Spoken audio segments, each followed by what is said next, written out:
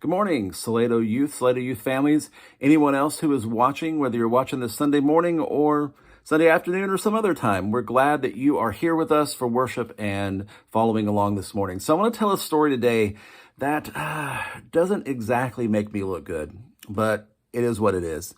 So when I was a kid, probably in that range, 10 to 12 years old, around that age where parents are deciding that they can leave you at home by yourself for the first time.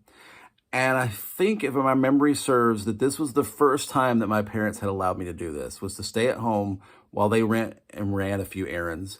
And my little sister was there too. My parents told me, as they should, can you take care of your little sister for a little bit while we go run these couple of errands? And I'm like, yes, I can do this. My little sister's 4 years younger than me. And so I'm in charge of her now. And she had this little kit, I say kit, like play set thing that was like cleaning stuff, like a vacuum and brooms and a mop. And they were like short, like kid size, and they were fake, but she liked them. But they also made great lightsabers. And so we would use them for like sword fights. So of course, when your parents leave, the first thing that you should do is have some sword fights. So we're fighting with these brooms. And she liked to hit me on the fingers with them so that I would like drop the stick. And I didn't like that because it hurt.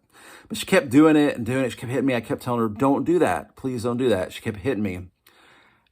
And she finally hit me one time, and I will admit I lost it. I am seeing red at this point. I am so angry. And so I just grab her by the hair and just hit her as hard as I can with the stick, right across the back. And she just bows up in pain, screaming. And at that moment, I hear the click of the key in the lock and the door open and my parents coming into the house. And it's that mad scramble to try to be like, don't cry, don't cry. It's okay, it's okay. It doesn't hurt that bad, does it? It didn't take long for my parents to figure out what happened. And I ended up in a lot of trouble, as I should have, because that's a really bad thing to do. In the passage today, Jesus talks about what will happen when he comes back. And this is something we don't talk about too much in the Methodist Church.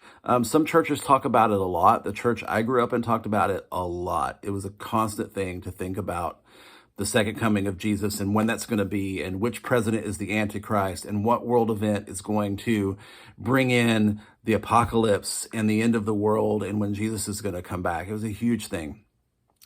And Jesus doesn't really go into a whole lot of that. He gives some signs in this passage, but he talks about no one knows when that is, and so we shouldn't worry about it. But the important piece is when that key goes in the lock, what are we going to be doing? Are we going to be doing the things that we are supposed to do, taking care of each other? Or are we going to be doing the things we're not supposed to do, fighting, not doing what we're supposed to do, being lazy, all those things? Is that what we're going to be doing?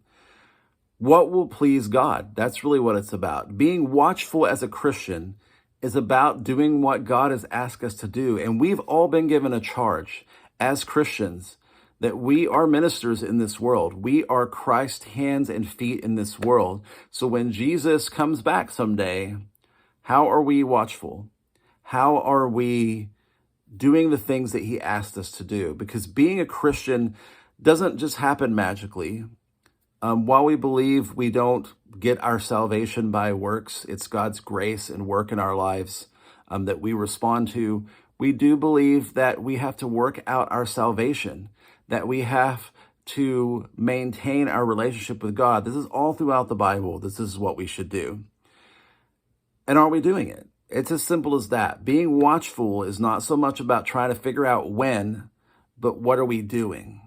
And that being a watchful servant of Christ will do that all the time, as much as we possibly can, knowing that we're going to fail. But so that when the key clicks in the lock, that Jesus will find us doing what he asked us to do. That's as simple as that. So I hope that my charge to you, not my hope, my charge to you this week is to think about ways and do the things that you can be more Christ-like every single day. How can you be the hands and feet and witness and incarnation of God in the world today and be Christ for someone else? so that's what he finds us doing if the day is tomorrow or 10 years from now or 20 years from now. Whenever it is, we're being consistent. That's what it's about. Love each and every one of you. We will see you all soon.